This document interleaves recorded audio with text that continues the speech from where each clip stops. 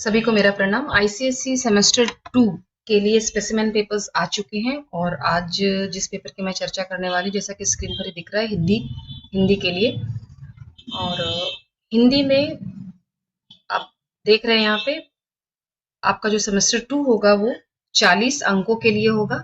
40 अंकों के लिए ऑलरेडी हम परीक्षा दे चुके हैं, जिसमें व्यावहारिक व्याकरण था और आपके कुछ चैप्टर्स लिए गए थे। और इसके बाद सेमेस्टर 2 के लिए जो समय दिया गया है वो सेम है, 1.5 आवर्स। और आपको 10 मिनट आपको रीडिंग के लिए दिए जाएंगे। सेम पैटर्न रहेगा, सेम पैटर्न को फॉलो करना है। सेमेस्टर 2 में भी फॉलो करने की यहाँ पर व्यवस्था की गई है। उसके बाद answer questions from any 2 books. आपको पता है आईसीएसई की 4 किताबें हैं, उसमें से कोई भी 2 किताबें जो आपके स्कूल के द्वारा प्रबंध की गई हैं, आपके स्कूल के द्वारा ली गई हैं, चुनी गई हैं, बस उनको ही लेना है हमें, उनको ही पढ़ना है, उनसे ही तैयारी करनी है हमें। तो आगे बढ़ते हैं। Section A. सेक्शन ए फिर से है यहाँ पर 20 अंकों के लिए। सेक्शन ए है 20 अंकों के लिए। इसमें से क्वेश्चन नंबर 1 में 5 सब क्वेश्चन है, जिसमें से कि किसी एक को आपको अटेम्प्ट करना है। 5 सब क्वेश्चंस में से किसी एक को अटेम्प्ट करना है। पहले का जो पेपर होता था उसमें ये प्रश्न होते थे 15 अंकों के लिए, पर अभी ये 12 अंकों के लिए हो गया है। क्योंकि मैं क्यों बता रही हूँ, क्योंकि आपने 15 अंकों की तैयारी की हुई है ऑलरेडी। आप ग्रेड 9 से ग्रेड 8 से आप 15 मार्क्स के लिए ही आप प्रस्ताव लिखते हैं। तो प्रश्न क्रमांक 1 होगा आपका सेमेस्टर 2 में प्रस्ताव। प्रस्ताव जिसे हम इंग्लिश में कहते हैं एसे, और प्रस्ताव का ही एक दूसरे के लिए दूसरा शब्द है निबंध। तो 200 वर्ड्स में आपको लिखना है। पहले हम इसे लिखा करते थे 250 शब्दों में। तो शब्दों की जो वर्ड की जो लिमिट्स है, शब्दों की जो संख्या, इस बार 200 शब्द कर दिए गए हैं। और अंक भी 12 अंक कर दिए गए हैं 15 अंकों से। ये खास बदलाव है, इसमें ध्यान देने वाली जो बात है वो यही है इसमें से।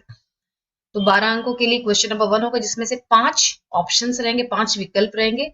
सबसे आसान विकल्प होता है चित्र वर्णन, क्योंकि इसमें कुछ आपको जो चित्र में नजर आ रहा है, चित्र से जुड़े हुए बातें, आप चित्र से जुड़ी हुई बातों को आप यहाँ पर लिख सकते हैं। कोई लेख लिख सकते हैं, घटना लिख सकते हैं, कहानी लिख सकते हैं, लेकिन आपका सीधा और स्पष्ट संबंध चित्र से होना चाहिए।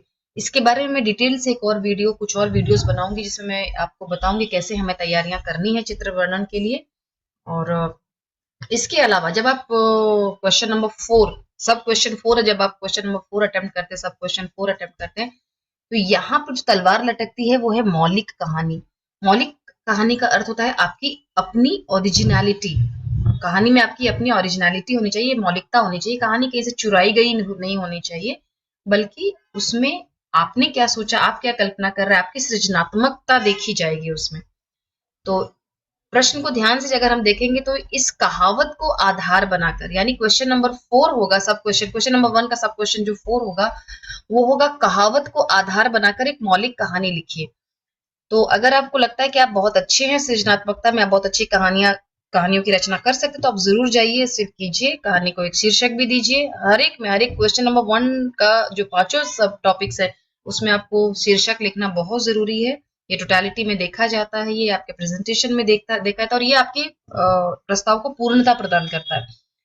तो सरस हिंदी व्याकरण और व्याकरण पल्लव, ये 2 किताबें आपको बहुत सहयोगी सिद्ध होंगे इन सभी प्रस्तावों की, जो आगे 5वां और पहला है, इन सभी प्रस्तावों की तैयारी में।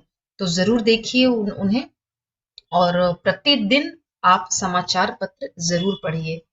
समाचार पत्र पढ़ते रहने से आपको क्या चल रहा है समाचार में, डे टू डे क्या जानकारी। और हिंदी में एक समाचार पत्र, आप 1-2 समाचार पत्र एक हफ्ते में जरूर हिंदी में पढ़िए, क्योंकि इससे से आपकी जो शब्दावली है उसमें वृद्धि होगी।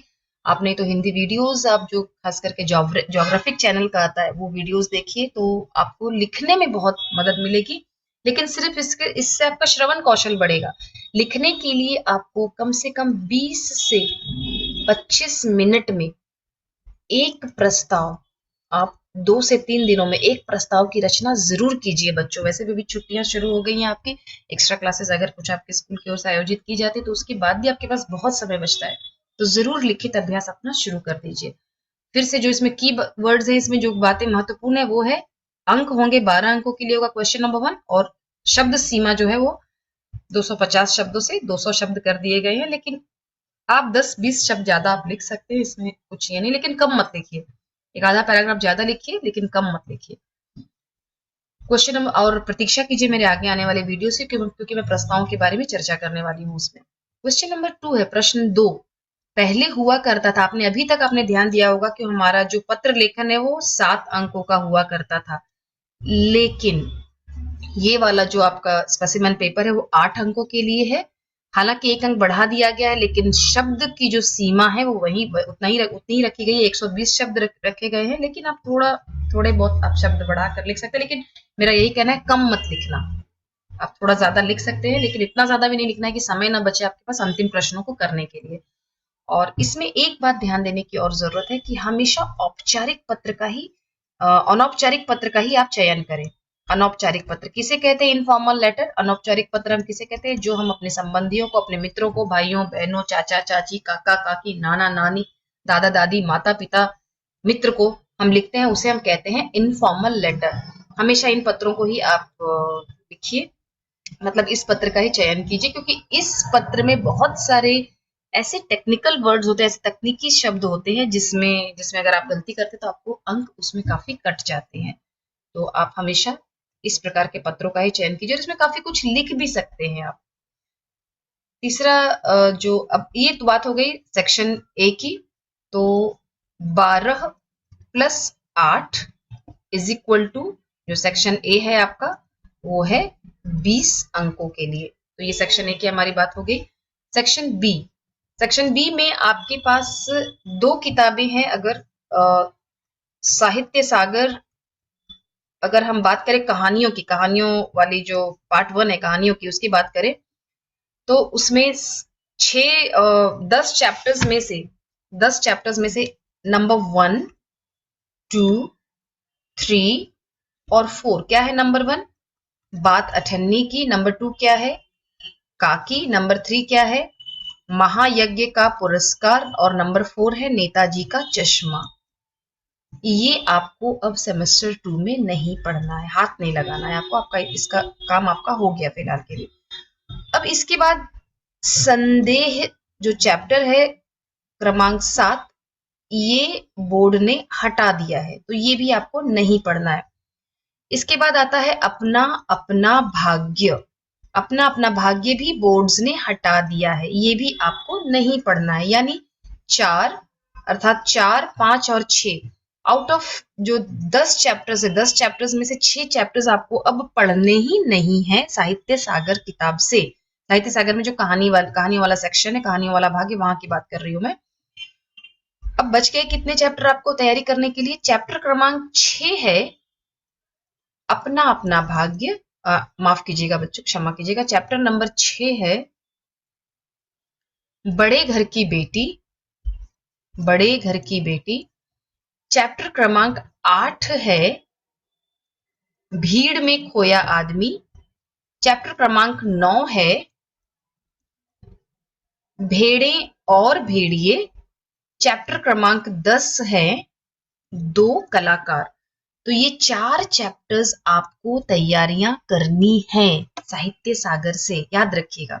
साहित्य सागर से कंपलसरी आपको ये 4 चैप्टर्स आपको तैयारियां करनी है। तो सिमिलरली जिस विद्यालय में जो कविताओं का सेक्शन लिया गया है साहित्य सागर से, जिन विद्यालयों में कविताओं का, क्योंकि आपको पता है साहित्य सागर जो किताब है उसमें एक किताब में 2 किताबें, 1:2 है वो।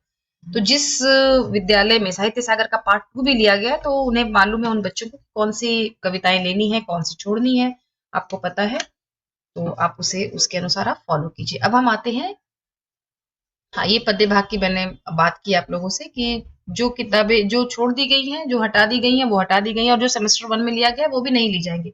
एक और बात यहाँ पर मुझे आपके साथ शेयर करनी है, साहित्य सागर की बात कर रही हूँ, एक और बात जो आपके साथ मुझे शेयर करनी है कि क्वेश्चन नंबर 3 में आप पाएंगे कि चारों कहानियों से एक एक प्रश्न लिए गए हैं। आप ध्यान दीजिए, कोई भी कहानी यहाँ पर छोड़ी नहीं गई है। तो कौन कौन सी वो कहानियां हैं एक बार हम देखते हैं। ऑलरेडी मैंने आपको बता दी कौन कौन सी कहानियां, लेकिन प्रश्नों के प्रकार क्या है वो ऐसे ही रहेंगे। यानी पहला जो प्रश्न है वो 2 अंकों का होगा, दूसरा भी 2 अंक का होगा, तीसरा 3 अंक का होगा, चौथा 3 अंक का होगा। यानी टोटल 10 मार्क के लिए, 10 अंकों के लिए आपका क्वेश्चन नंबर 3 होगा। तो 20 अंक का हम लोग ऑलरेडी यहाँ पर कर चुके हैं, तो 20 अंक हो गए यहाँ पे, 10 अंक हो गए यहाँ पर। तो बेनी माधव सिंह ने किसका साथ दिया और क्यों? तो ये है पाठ, कहानी बड़े घर की बेटी से। किसका साथ दिया? अपने छोटे बेटे का साथ दिया। क्यों साथ दिया? तो वो संकीर्ण विचारधारा के थे, उसके बारे में आप 2-3 वाक्य लिख दीजिए। इसके बारे में ऑलरेडी मेरे 3-4 वीडियोस मैंने अपलोड किए हैं, तो आप ध्यान से देखिए और चैप्टर पढ़ते रहिए। चित्रा और अरुणा कौन है? संक्षेप में उनका परिचय दीजिए। तो चित्रा और अरुणा कौन है? ये जिस चैप्टर से लिया गया है वह चैप्टर है 2 कलाकार। तो उस चैप्टर को ध्यान से पढ़िए। 2 कलाकार के वीडियोस मैं अपलोड करने जा रही हूँ, प्रतीक्षारत रहिए उसके लिए। भाई नाम तो तुम्हारा लिख लेता हूँ, पर जल्दी नौकरी पाने की कोई आशा मत करना। यह संवाद किसने, किससे और कब कहा? तो यह संवाद जो लिया गया है, चैप्टर का नाम है भीड़ में खोया आदमी। इसके भी मैंने 2-3 वीडियोस अपलोड किए हैं, ध्यान से देखिए और चैप्टर भी पढ़ते रहिए। ये कहने वाला है श्यामलाकांत जी का बड़ा बेटा दीनानाथ। किससे कह रहा है? जब वह गया था उनको रिसीव करने के लिए, लेखक को रिसीव करने के लिए गया था, तो लीलाधर शर्मा पर्वतीय जी को, तो उनसे यह संवाद वह कह रहा है। तो ये ये इसका उत्तर है। लेकिन चैप्टर ध्यान से पढ़िए, क्योंकि सेम टू सेम क्वेश्चंस नहीं पूछे जाने वाले हैं। भेड़िए की बात सुनकर बूढ़े सियार ने उसे क्या सलाह दी है? तो इससे देख करके ही समझ में आ रहा है कि ये भेड़े और भेड़िए चैप्टर से पूछा गया, यानी 1, 2, 3 और 4। आपके पोर्शन में 4 चैप्टर्स हैं और चारों चैप्टर से ही क्वेश्चंस पूछे गए हैं। तो प्लीज आप चारों चैप्टर्स पढ़ते रहिए, लगातार पढ़ते रहिए। हर दिन एक अभी से आदत डालो कि आधा घंटा 45 मिनट आपको अन्य सब्जेक्ट्स के साथ, हिंदी भी प्रतिदिन आप दीजिए। 6 से 7 घंटा, 7 से 8 घंटा बच्चों बोर्ड्स की तैयारी शुरू कर दीजिए अपनी आप अभी से। इसका मैं हमेशा कहती हूँ आपको, ये जो अभी से तैयारी आप कर रहे हैं, इसकी एक इतनी अच्छी फसल काटेंगे कि आपका जीवन लहलहा उठेगा उस फसल से। चलिए आगे बढ़ते हैं। और क्वेश्चन नंबर 4 के बारे में मैंने चर्चा की। क्वेश्चन नंबर 4 आपके साहित्य सागर की किताब का दूसरे भाग से लिया गया है, और जितने चैप्टर्स हो चुके सेमेस्टर 1 में वे नहीं पूछे जाएंगे, और जितने चैप्टर्स बोर्ड ने हटा दिए हैं अगर, तो वो भी नहीं पूछे जाएंगे, और बचे हुए चैप्टर से क्वेश्चंस पूछा जाएगा। नया रास्ता में भी सिमिलरली 18 अध्याय, ऑलमोस्ट 18 अध्याय है उसमें। जितने अध्यायों से पूछ लिया गया है सेमेस्टर 1 में, उतने अध्यायों से नहीं पूछा जाएगा, और जितने रेस्ट ऑफ द अध्याय बचे हुए हैं उन्हीं अध्यायों से ये बाकी के क्वेश्चंस पूछे जाएंगे। अब हम आते हैं एकांकी संचय पर। एकांकी संचय में अगर आप पाएंगे तो उसमें 6 एकांकी हैं। ध्यान से सुनेंगे। क्वेश्चन नंबर 6 है एकांकी संचय, और एकांकी भी हमारे पास 6 है। तो पहली एकांकी संस्कार और भावना, यह इस एकांकी से प्रश्न पूछ लिए गए हैं, तो इससे अब नहीं पूछा जाएगा। जो दूसरा एकांकी है वो है बहू की विदा, इससे भी क्वेश्चंस पूछ लिए गए हैं, ये भी आपके लिए नहीं पूछा जाने वाला, ये भी इंपॉर्टेंट नहीं है सेमेस्टर 2 में। तीसरा एकांकी है मातृभूमि का मान, इससे भी बोर्ड्स ने क्वेश्चंस पूछ लिए हैं सेमेस्टर 1 में, इससे भी क्वेश्चंस नहीं पूछे जाएंगे। अब क्या बच गया? आपके सामने बच गए 4, 5 और 6। अब जो 5वां एकांकी है महाभारत की एक सांझ, महाभारत की एक सांझ, इस एकांकी को बोर्ड्स ने हटा दिया है। ये आपके सिलेबस में नो नहीं है। महाभारत की एक सांझ ये आपके सिलेबस में नहीं है, इसके लिए इसकी तैयारी नहीं करनी है। अब क्या बच गया हमारे पास? सिर्फ 2 ही एकांकी आपके पास बच गए हैं। कौन कौन से? सूखी डाली और दीपदान। ध्यान दीजिएगा, दोनों के ही 3 से 4 वीडियोस, दीपदान का 2 और वीडियो मैं अपलोड करने वाली हूँ। सूखी डाली के 3 से 4 वीडियोस मैंने अपलोड किए हुए हैं, ध्यान से पढ़िए। उसके क्विजेस भी है, उसके बहुत सारे मैंने क्वेश्चंस आंसर्स भी मैंने उसमें सॉल्व किए हैं, तो उसको वीडियोस को देखिए और चैप्टर को पढ़ते रहिए। क्योंकि अगर वक्ता श्रोता पूछा जाता है आपसे, वक्ता कौन है, श्रोता कौन है, श्रोता के बारे में जानकारी दीजिए, थोड़ी भी उलटफेर अगर आप कर देते हैं, थोड़ी भी गलती होती है, तो आपको मिलते हैं वहां पे, मिलेंगे 0 मार्क्स। इसीलिए ध्यानपूर्वक चैप्टर को पढ़ते रहिए, सूखी डाली और दीपदान को। एक बार हम क्वेश्चंस किस प्रकार से यहाँ पर भी पूछे गए हैं, क्वेश्चंस को हम एक बार देख लेते हैं। पहला प्रश्न है, सूखी डाली एकांकी में बेला ने ससुराल के फर्नीचर के विषय में क्या क्या कहा था? यह बात कौन बता रहा है? तो बात कही थी बेला ने, लेकिन बेला के द्वारा कही गई उस बात को बता रही थी इंदु, उस बात को बता रही थी इंदु। और यहाँ पर इंदु का अगर स्पेलिंग हम देखेंगे तो आप इसे ही फॉलो कीजिए। तो उस बात को बता रही थी इंदु, लेकिन वो किसे बता रही थी? इंदु किसे बता रही थी? इंदु बता रही थी बड़ी बहू को। लेकिन बेला ने मतलब बेला ने ससुराल के फर्नीचर के विषय में क्या क्या कहा था, यह बात कौन बता रहा है? तो आप ध्यान से पढ़िए इसे कि यह बात कौन बता रहा है। इंदु बता रही है इस बात को। दूसरा है, सूखी डाली एकांकी में इंदु कौन है? इंदु के स्पेलिंग के बारे में बताया आपको। उसने मिश्रानी के विषय में बेला से क्या क्या कहा था, यह बात उसने किसके समक्ष कही थी? तो आप पा रहे हैं कि एकांकी के एक एकांकी से दो दो क्वेश्चन पूछे गए हैं। तो हो सकता है कि आपका जब सेमेस्टर 2 का जो ओरिजिनल पेपर हो, थोड़ा उलट फेर हो सकता है दीपदान से 3-3 मार्क्स के क्वेश्चन पूछ लिए जाए और सूखी डाली से 2-2 मार्क्स के या 3-3 मार्क्स के क्वेश्चन, या मतलब ये उलट फेर भी हो सकता है। दीपदान से 2 फ्रॉम ईच एकांकी, दो क्वेश्चंस दोनों एकांकियों से पूछे जाएंगे। दीपदान एकांकी में सोना कौन थी? सोना स्वरूप, जो स्वरूप रावल सिंह थी, रावल स्वरूप सिंह थे उनकी बेटी थी। और बनवीर की प्रशंसा करते हुए पन्नादाई से वह क्या कहती है? तो बनवीर की प्रशंसा करते हुए पन्नादाई से बहुत सारी बातें कहती है, जिसके बाद पन्नादाई उसकी इतनी खिंचाई करती है, उसे आड़े हाथों लेती है, उसे समझाती है। और फिर वो मतलब एक ऐसे उसकी उसकी तुलना की गई है एक ऐसे सांप से कि जिसका जहर खींच लिया हो पन्नादाई ने। तो सोना कौन थी काफी आसान है, आप चैप्टर पढ़िए, आपके लिए बहुत ही आसान है। और दीपदान एकांकी के शीर्षक की सार्थकता स्पष्ट कीजिए, यानी इस प्रकार का क्वेश्चन पूछा जाएगा। उद्देश्य भी पूछा जा सकता है, इसीलिए दोनों प्रश्नों को, उद्देश्य और शीर्षक की सार्थकता, सूखी डाली के भी दोनों और दीपदान के भी दोनों को लिखित अभ्यास कीजिए।